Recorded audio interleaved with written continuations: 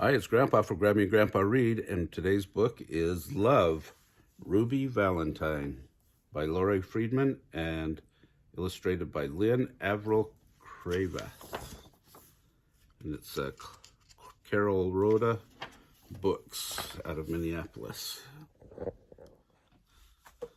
Deep in the heart of Heartland, in a house of oak and pine, with her feathered friend named Lovebird, lived Ruby Valentine.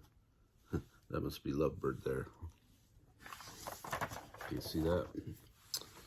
Now, Ruby had a favorite day, and Valentine was it. According to all who knew her, this day was a perfect fit. Ruby loved to say, "I love you," and she loved to say, "Be mine," and she loved to sign her hearts and cards, "Love, Ruby Valentine." Valentine's was Ruby's chance to do what she loved best. As the special day drew closer, Ruby would not stop to rest. With 5 days until Valentine's, Ruby started making cards. She and Lovebird sprinkled glitter. They curled ribbons by the yards. With 4 days down and counting, Ruby and Lovebird began to bake. They cut out heart-shaped cookies. They iced a heart-shaped cake. They never left the kitchen. With only 3 days more to go, Ruby and Lovebird filled up goodie bags and tied each one with a bow. With just 2 days remaining, they worked morning, noon, and night, signing cards and wrapping gifts until each package was just right. With Valentine's 1 day away, Ruby carefully checked her list. Then she loaded up her wagon. No one in Heartland would be missed. The night before Valentine's Day, Ruby chose what she would wear. She tried on her purse and shoes.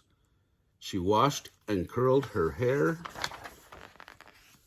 When everything was in order, Ruby made a special sign.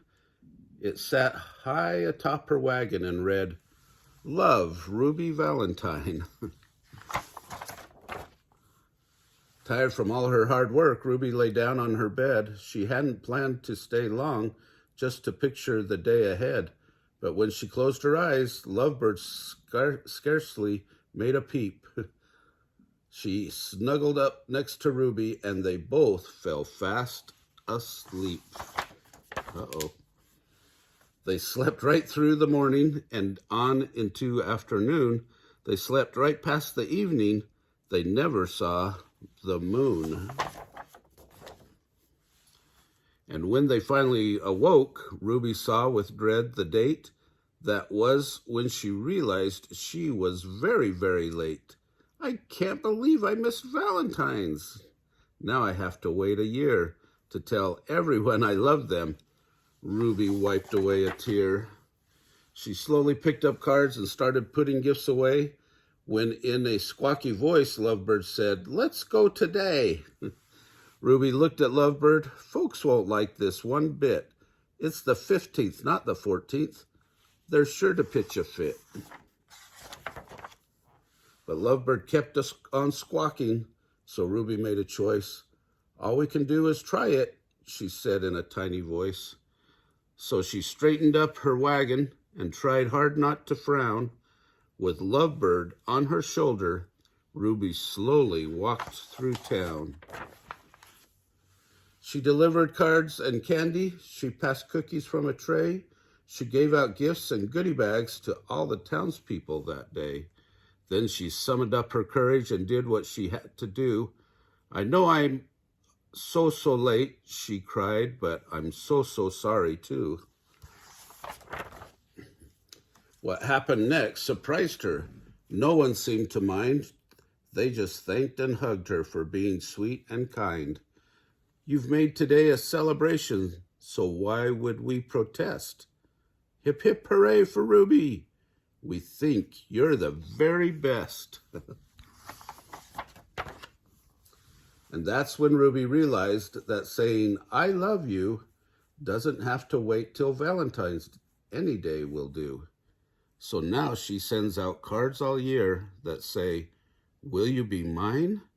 And she signs each and every one, Love, Ruby Valentine. Well, I hope you liked that story. That was a fun one. I think I have another Ruby Valentine book coming up very, very soon. So stay tuned. Remember to check back in on the channel. Hit our like button down below if you like this book. Subscribe to the channel and watch our Valentine playlist.